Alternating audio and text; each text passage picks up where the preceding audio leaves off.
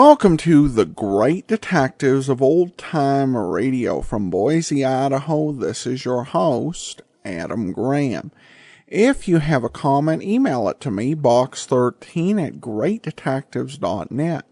Follow us on Twitter at Radio Detectives and become one of our friends on Facebook, facebook.com/Radio Detectives.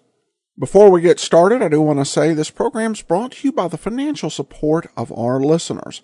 And I want to thank in particular Aaron and James, who have joined our Patreon supporters. Thanks so much for that. If you'd like to support the show monthly, you can do so at patreon.greatdetectives.net and read about our goals and rewards there. You can also give a one-time donation to the show, support.greatdetectives.net. Well, now it's time for today's episode of Ellery Queen, and we have a new Ellery Queen in Sidney Smith. Sidney Smith was born in 1908 and pretty much operated as a character actor, and this was his big role on Ellery Queen. And you'll note that the name of the actor playing Ellery Queen isn't really mentioned because they're trying to carry on the illusion that it's actually Ellery Queen appearing on the radio. A little weird, I know, but that's what they're going for. All right, well, today's episode comes from November the 6th of 1943, and this one is The Vanishing Magician. Bromo Seltzer presents The Adventures of Ellery Queen.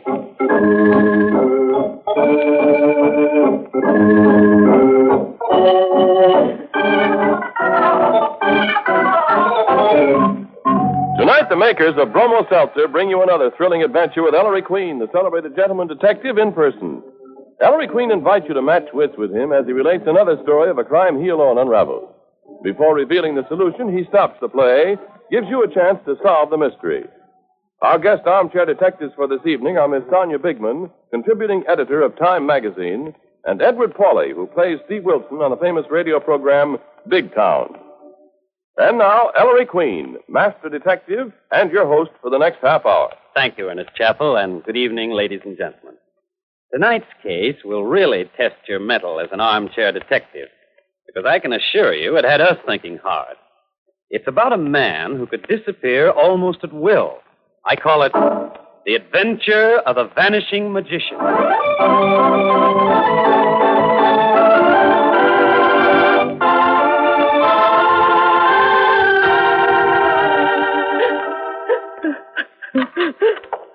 Mamie Dover. What's the matter? Oh, there you are, Mr. Forsythe. Oh, dear, my dinner will be ruined if that husband of mine doesn't get home soon. You think after 20 years of married life, a man would get to know his spare ribs get dry. You were crying, Mamie, and it wasn't about Hal or the spare rib. Now, you go back in the parlor, Forsythe, and read your variety and billboard while I see if I can't save my dinner. You were crying about the house, weren't you, Mamie? Yes. Well, we haven't lost the old shack yet, Mamie. Now, stop crying. Think of the good old days. Oh, the good old days. What for? We'll never see him again. Oh, don't you believe it. Vaudeville's coming back. Yes, sir. Before you know it, you'll be right back in the old 5 a day again. Hal and Mamie Dover, songs and patter. Maybe vaudeville's coming back, Forsythe, but Hal and me won't come back with it. Nor you, nor Avanti. The great Avanti, magician supreme. Filbert Forsythe, quick change artist. Oh, it's old stuff, passé. They'd laugh us off. Yeah? Well, I'm as good as I ever was. I've kept in practice, Mame. I haven't let the hinges on my theatrical trunk upstairs get rusty. No, sir. Remember that quick change act I had, Riley of the New York Finest, where I played all 7 parts? Why, it laid 'em in the aisle. It was corny, Forsythe. Hal and me were corny. Avanti and his magic was corny. We're through, and you know it. Through, am I? I'll show you all, and especially that sarcastic booker who threw me out of his office yesterday. Oh, what's the use? You knew we were through when you, Avanti, Hal, and me pooled our savings 13 years ago to buy this house. Yeah, you're right, Mame. We thought we'd have at least a roof over our heads. Now there's the front door. Hal? Me, Mame. Hal, I thought you'd never get home. Home? Oh, evening, Forsythe. Hal, did you see that pagan at the bank? I saw him. What'd you say, Hal? He busted a gut laughing. Oh, Hal. So we lose the house, is that it? Next week, unless the U.S. Marines save us in the nick of time. But, Hal, what'll we all do? Where'll we go? Search me. Oh, Mame, stop crying. Huh? Dover, I told you we did wrong when we mortgaged that house 5 years ago. And what were we supposed to eat, Forsyth? Your 1929 billboard clippings? Hal, Dover, I'll have you know Yeah. Well, now, next week is next week. Right now, we have a dinner to eat. Though heaven knows, Hal Dover, you've done your darndest to spoil it. Now, sit down, both of you. I ain't hungry, Mame. You're going to eat, mister, and we're not going to wait for the great advantage. I'll have the ribs out in a jiffy if they ain't dry as dust. I guess I'm jumpy, Forsyth. Yeah, it's my fault, Hal. It's losing the house and all the money we put into it. Going back to a furnished room. Vanny? Hello, Mamie. Hal, Forsyth. Where are you, my friend? In the dining room, Vanny. I am late, now. The long faces. No luck today, Hal? Sit down and eat your soup, Vanny. Avanti? Yes. Oh, it's about time. Now hurry with your soup. Attention. The great Avanti is about to give a performance. What's he so gay about? Cut the clowning, Vanny. I ain't in the mood. No? Then I shall put you in the mood. Now, ladies and gentlemen, if I may have your attention, please. Observe. There is nothing up my sleeve. Cut it out, I said. Now, Hal. Hell's on edge, Fanny. Oh, who wouldn't be losing the house? And who says we are losing the house, huh? The bank that's holding the mortgage, you punchy dope. Avanti says it is not so. What? Your faces light up, eh? My friends, I have it all fixed. Avanti, we won't lose our house. No, Mamie. And what is more, we shall have enough dough to last us a long, long time. You're crazy with the cold. That's something crooked. No. It is not something crooked, Forsyth. But, Vandy, you ain't serious. How can you save the house? Follow my instructions and have faith. What do we have to do, Avanti? Merely, when the proper time comes, to get out of the house for one evening, leaving it unoccupied. That is all. What are you going to do, burn it down? Even that wouldn't do any good. Our fire insurance lapsed. Now, you two stop. Avanti? Yes? You want us to leave the house for one evening, and that'll save it? Yes, Mamie. I suppose you'll do it by magic, Vandy. Yes, Mr. Dover. By magic.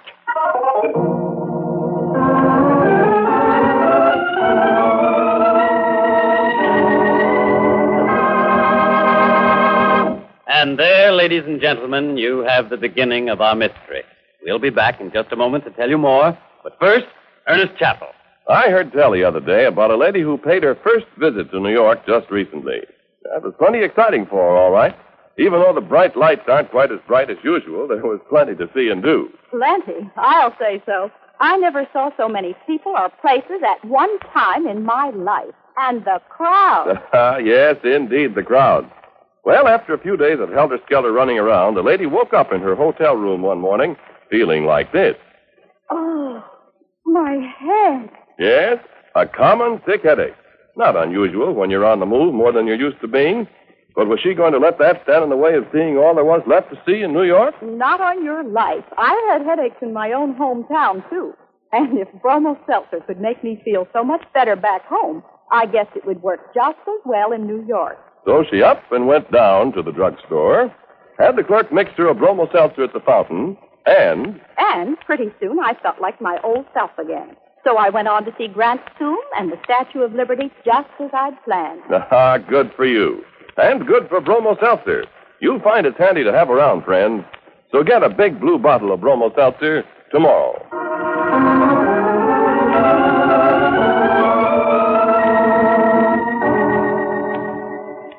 And now back to our story. It's 2 mornings later, the scene, Inspector Queen's office at police headquarters. There's the maestro and Miss Porter, Inspector. Hi, Petey.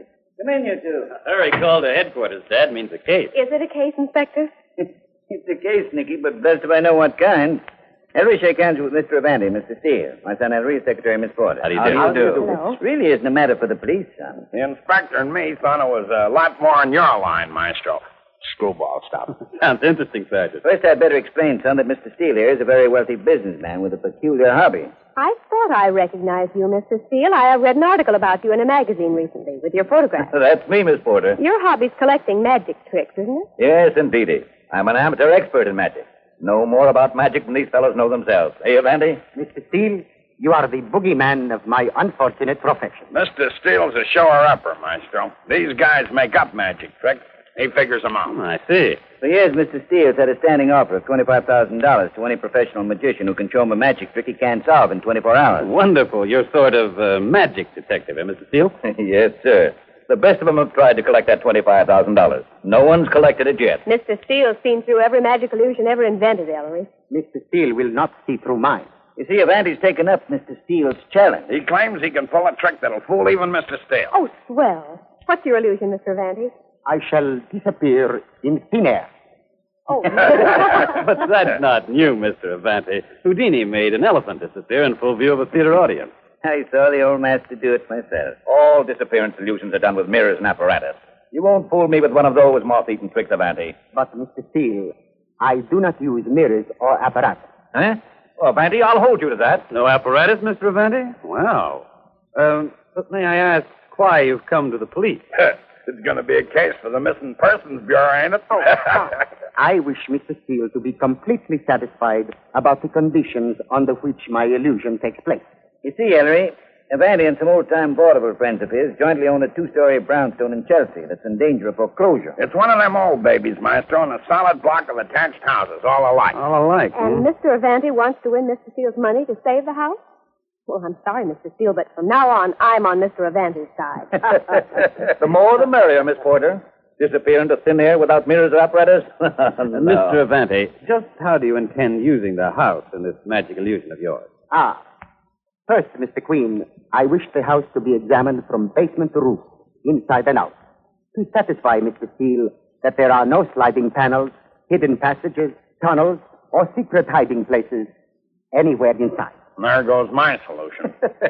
Secondly, Inspector Queen may station police as guards at each exit from the house to see that I do not escape. As many men as you please, Inspector. On the roof, in the basement, the backyard, at the doors and windows. In fact, I shall be insulted if you do not put a veritable human cordon around the house. You're sure making it impossible for yourself, Avanti. That is the essence of the illusion.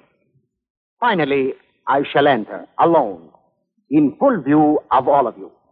And you will not find me in the house when you look. I shall have vanished. And then, Mr. Steele, you have 24 hours to solve the problem of my disappearance, or pay me $25,000. You're crazy, Avanti, but by George, you're on. When will you be ready? Tonight. Well, you gentlemen will have to count me out. I can't touch it. No crime involved. Inspector, please make an exception. Excuse us a moment, gentlemen. Oh, yes, Very certainly, well. Mr. Queen. Dad, cooperate No. with Avanti. But I've no authority, son, in a thing like Oh, this. you can find the authority, Inspector. It means so much to Mr. Avanti. Well, the guy's a nut or a publicity He's hound. neither. He's doing it for that little group of ex-5-a-dayers, Sergeant. They need that $25,000 to save their house. That's all very true. Be a sport, Dad. Play along with Avanti as a favor to me. Well, what'll the big chink say? And he talks 3 languages. Inspector, please. Well, blast it. All right. Thanks, Dad. Mr. Avanti, Mr. Steele. Okay, Mr. Queen. I ought to have my head examined, but... Okay, gentlemen. Oh, good. Fine. Avanti, get ready to disappear from that house of yours. Tonight at 9.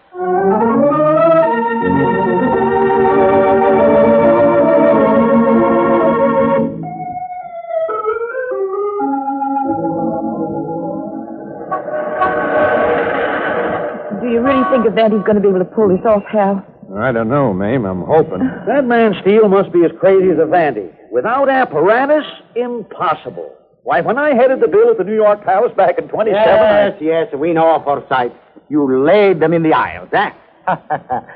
Mamie, smile. The house is as good as ours again. Oh, Avanti, please don't miss it. Vandy, well, good luck. Avanti, I'm not against you. It's just that, well, people get so darn bitter. I understand. And I will not fail you. Come on, you people. You're not supposed to be here, Mr. and Mrs. Dover, Mr. Forsyth. Now, according to the agreement, you folks wait in that corner cafeteria till this is over. And don't worry, Mrs. Dover. I have a hunch Mr. Avanti's really going to do it. Oh, I hope so, Miss Porter. Come on, Hal. And Mr. Forsyth, you get some coffee. Avanti will bring the bacon to the house. Now, are you gentlemen all satisfied? Yes, Mr. Avanti. And where is Mr. Steele? Here I am. Are you ready, Avanti? If you are Mr. Steele? Hold it a minute. Really? Yeah, Inspector? Hurry up before the reporters get wind of this. Everything set, Sergeant? Yes, sir, myself. Mr. Steele, are you satisfied that there are no secret passageways or hiding places in the house? Well, it's true. I searched it myself. Okay, Mr. Steele. I had a department expert look the house over from top to bottom. He says there's no way out of the house except through the regular doors and windows and the roof and cellar. I'll testify to that, Mr. Steele. I looked myself. Is the house completely empty now, Sergeant? Well, no, I met one cockroach in there. He kissed me. He was so glad to see somebody. That was good for a laugh, but Tony passed us. Come on, Billy. How about the police detail? Okay, Inspector. The whole place is surrounded. I've even got 8 cops on the roof watching the roof door. Don't worry, Inspector. He won't get out. Okay, Billy. Mr. Vandy, go to it. I shall, Inspector. Now, you gentlemen will please allow me exactly 2 hours inside the house. At the stroke of 11, answer. And try to find me. Billy, escort Vandy up this stoop and see that he enters the house. Up to daisy, magician. Brother, your favorite. Best of luck, Mr. Avanti. And I hope we'll not be seeing you. Hey, you'll see him, Miss Porter. Don't worry. In you go, Vanny. Arrivederci. Until later. Watch closely, Mr. Steele. We don't want you saying afterwards he didn't go in. I'm satisfied. He went in. Keep that back of yours against the front door up there, Sergeant. You'll have to ooze out of a crack to get by me, Maestro.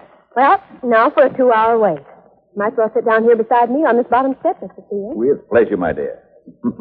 If Avanti gets out of this house now, he is a magician.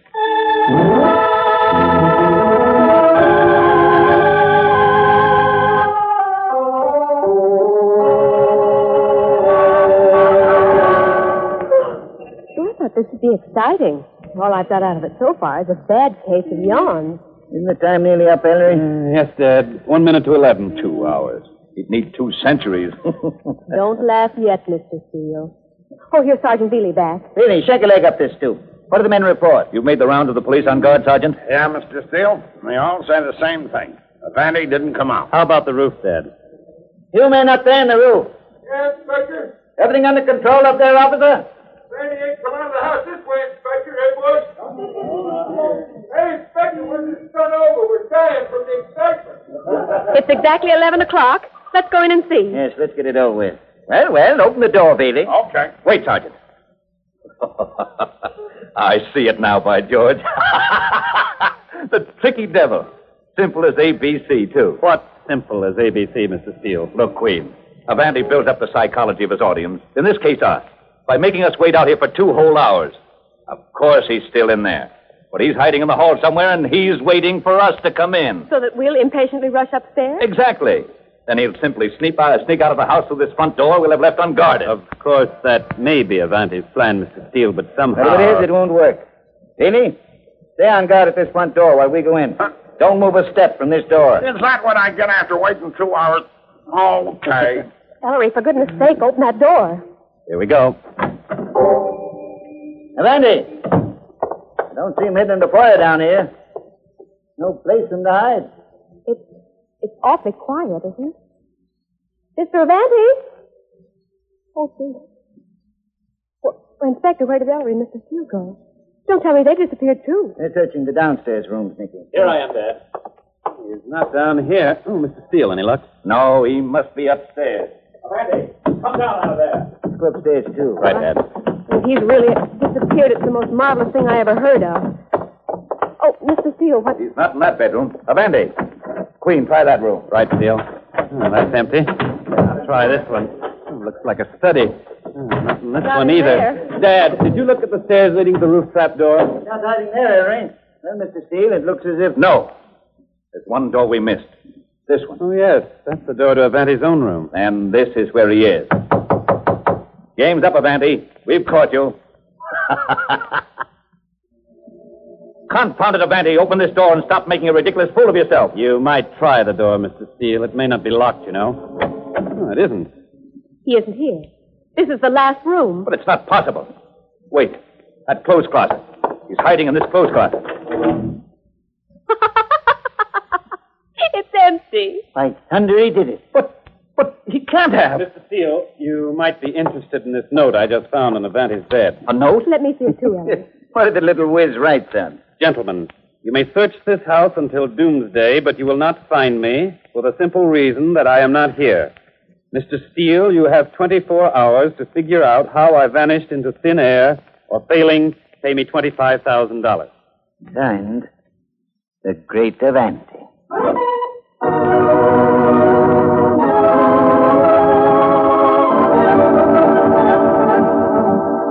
Listen, Mr. Steele, how many times do I have to tell you? Vandy didn't sneak past me at the front door. But he did it some way. You got out some way. This is getting monotonous. You still have 5 minutes of your 24 hours left, Mr. Steele. He didn't get out. He's still in the house. Where, Mr. Steele? You practically picked the house to pieces in the past 23 hours and 55 minutes. Inspector, you're sure the police are still on guard outside? They mustn't leave their post yet. Do you hear me? I don't know why I take this from you, Mr. Steele. But my men haven't left their post since they came on duty last night. Then where is he? I can't understand it. Not a single clue, not one. I disagree, Mr. Steele. You what, Queen? It's really a very simple problem. Don't tell me. Maestro. Yes, Sergeant. I know how Avanti did it. Queen, tell me how. Quick, before my time's up. Ellery Queen, don't you dare. He's supposed to figure it out for himself. You heard the voice of the people, Mr. Steele. I'll give you $5,000 if you'll tell me how Avanti performed this trick, Queen. Chinhorn. Make it 10, Mr. Queen. 10,000. You're a chiseler, Mr. Steele. Sergeant, open the front door. We'll wait for Avanti on the stoop. With pleasure. I'll make it 15, Queen. Hurry.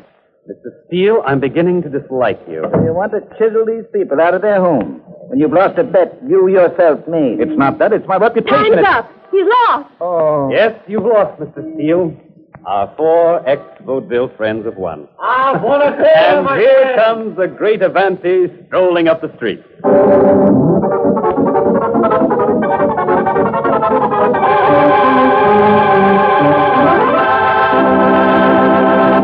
And there, ladies and gentlemen, you have the mystery. While you try to puzzle out just how Avanti disappeared, suppose we see how our guests are making out. Nicky, will you introduce our guest armchair detectives for this evening, please? All right, Ellery. Our first guest tonight is Miss Sonia Bigman, contributing editor for theater and radio on one of the nation's most important and widely read publications, Time magazine. Miss Bigman is an avid mystery story fan, and as such, we heartily welcome her as guest armchair detective tonight.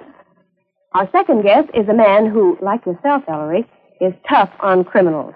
He's Edward Pauley, who plays the part of Steve Wilson on the famous radio program Big Town. Big Town is the inside story of a big metropolitan newspaper, the Illustrated Press. Each Tuesday evening, Steve Wilson, as managing editor, with the beautiful Lorelei and ace photographer Dusty Miller, give radio one of its most exciting programs. Ellery? Thank you, Nicky.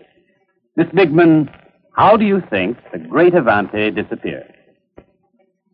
Well, I can only think because I'm not guessing it at all. The only thought that I can tie up this thing is when Mr. and Mrs. Forsythe, or Hal, and mainly Dover were talking about the great Avanti. They said he had once played all 7 parts in something called Riley of the New York Finest. Mm-hmm. I think he probably got himself dressed up as a policeman and walked in and out all over the place. Mm-hmm. Without being seen? Well, he just joined the cops or something like that. The only other thing is, the only other clue might be that all the houses look alike. Thank you, Miss Bigman. And now, Mr. Pauley, how do you think the great Avanti disappeared? Well, Ellery, I'm managing editor in the detective. Not much good without his staff. Now, if I could have Lorelei and Dusty Miller and Fletch to help me out, I'd sound like an expert. Well, I'll just have to take the flyer and say that I'll string along with Miss Bigman on their solution. As a matter of fact, I actually have some mental notes here in that direction. They follow pretty closely what she did. In other words, my mind goes back to the fact that there was a quick change artist involved, and I think that, like a lot of the actual function of these disappearing tricks is that it happens before we actually think it. We're expecting it to happen. Well, thank you, Mr. Pauley and Miss Bigman. We're going to tell you the correct solution to tonight's mystery in a moment. But first, Ernest Chappell has a most important word to say to you. Friends, before you crumple a piece of paper to toss it into the fire, wait half a second and think about this. Waste paper is mighty valuable. America's paper mills need every scrap in order to produce enough new paper and paper board to make the containers and cartons that are so essential. Now, you'll be doing your country a real service if, instead of burning waste paper or otherwise disposing of it, you sell it to junk dealers, donate it to charitable organizations, or hold it for your local salvage committee. Consult your newspaper for dates of collection. We've got to get our mills back to full production so they can make the cartons for food, the containers for shells, the bomb fins, camouflage paper, dozens of other vital products needed to win the war.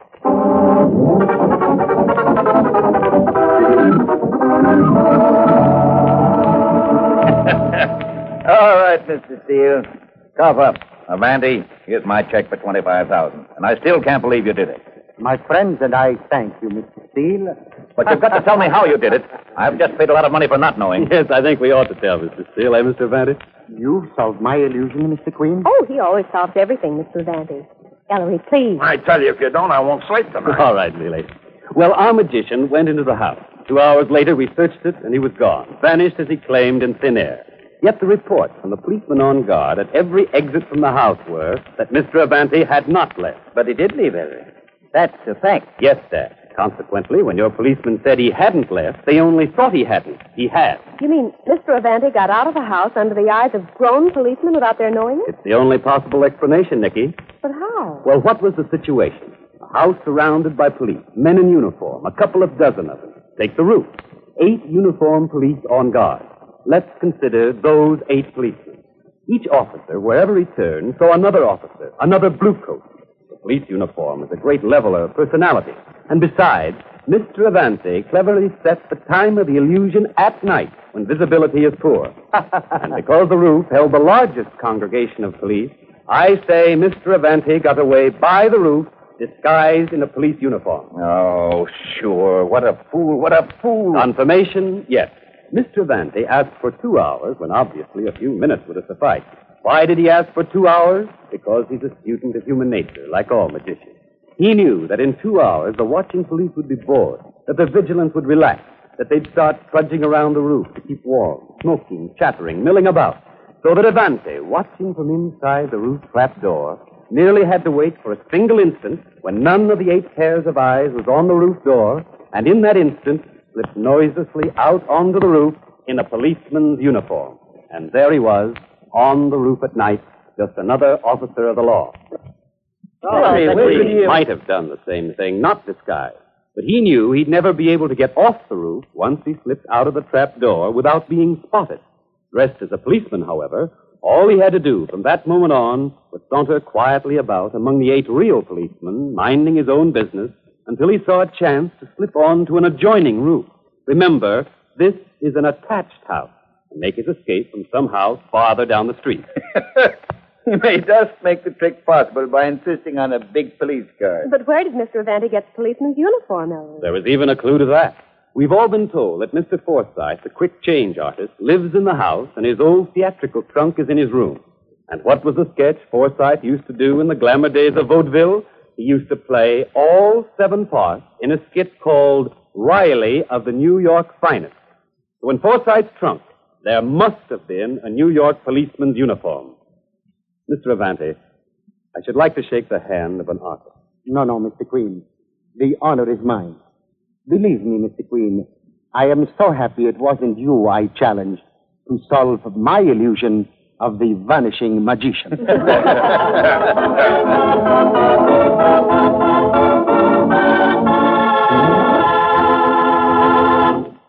And there, ladies and gentlemen, you have the solution to the mystery. I want to thank Miss Bigman and Mr. Pauly for appearing as guest armchair detectives this evening.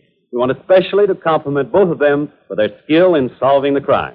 We have for both Miss Bigman and Mr. Pauly a personal gift from Bromo Seltzer, also an autographed copy of my latest mystery anthology, The Female of the Species, and a subscription to Ellery Queen's Mystery Magazine.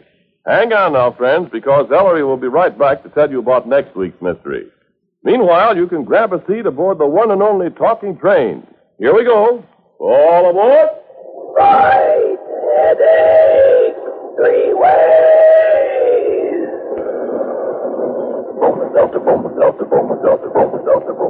Yes, that's the right track to quick, effective relief from common sick headache. Bromo Seltzer. You see, Bromo Seltzer fights headache not 1, but 3 ways. Bromo Seltzer quickly helps relieve that pain in your head. Bromo Seltzer quickly helps settle upset stomach. Bromo Seltzer quickly helps calm jumpy nerves. Now, you can take Bromo Seltzer while it's fizzing or after it settles down. Use it only as directed on the label. For frequent or persistent headaches, see your doctor.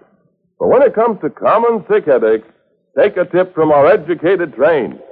Right headache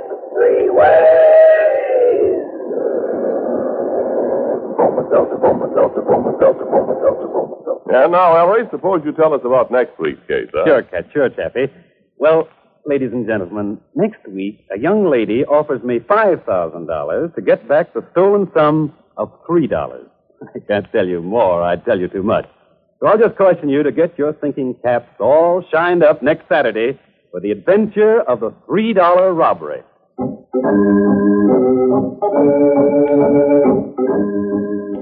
And don't forget the other great Bromo Seltzer show, friends, Vox Pop, the show that travels America. Next Monday, Vox Pop starts its 12th year on the air. That's it, its 12th year in radio when it takes you to Halifax, Nova Scotia for interviews with Canadian Navy U-boat fighters. Don't miss Vox Pop next Monday. Consult your local paper for the time and station.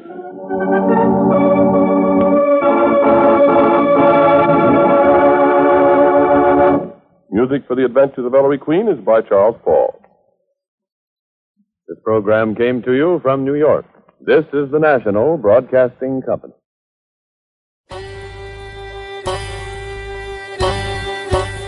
This is Andrew Rhines with OTRWesterns.com, where we stream live old-time radio westerns 24 hours a day, 7 days a week, with a special twist. You select the tracks that get to be played. We've got 1,000 different episodes from shows like Gunsmoke, Tales of the Texas Rangers, Escape, Gene Autry, and many more. Come check us out at OTRWesterns.com/live. Again, that's OTRWesterns.com/live. You're listening to The Great Detectives of Old Time Radio with Adam Graham, and now let's get back into the show. Welcome back. Well, I would complain about the improper use of resources during wartime, but they're just radio policemen, so it's all good. I did like that the armchair detectives both managed to solve the case, and it was a pretty clever solution and a pretty clever trick. And to be fair, they definitely gave us the clues to solve it. Though it was definitely bad sport of the guy who did it to sit there and beg Ellery Queen to give the solution. Then again, Ellery Queen could have waited until afterwards to reveal he had figured it out. So, at any rate, definitely an interesting episode and a different type of story. I did want to ever so briefly discuss our armchair detectives.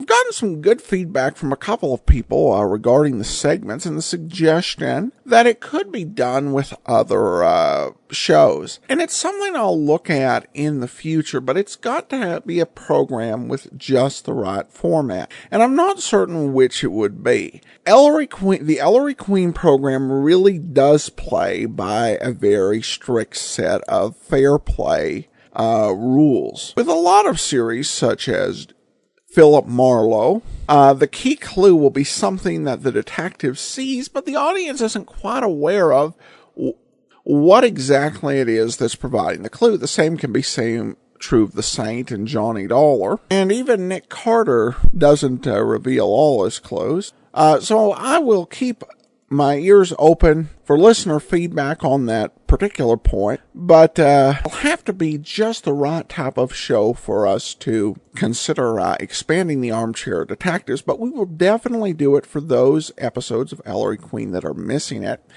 We won't be doing it next week, but if you are interested in trying to see if you can match wits with Ellery Queen, then please, by all means, email me at box13@greatdetectives.net, and we'll add you to the list of people we have for that list. One other thing I do want to mention. Now, coming up next Sunday, we will have a TV episode of The Adventures of Ellery Queen. But to be clear, it won't be the adventures of the Ellery Queen from the 1970s. That's under copyright. It will be from the low-budget kinescope from the Dumont Network in 1950. And it's the only episode of Ellery Queen that we have in existence starring Richard Hart. and this aired just less than a couple weeks before Hart passed away. So this will be interesting, I hope, but not, don't expect Jim Hutton. But that is coming up this Sunday. And next Tuesday, of course, we'll be back with another episode of The Adventures of Ellery Queen. And tomorrow, The Adventures of Philip Marlowe. In the meantime, send your comments to box13@greatdetectives.net. Follow us on Twitter @Radio Detectives and become one of our friends on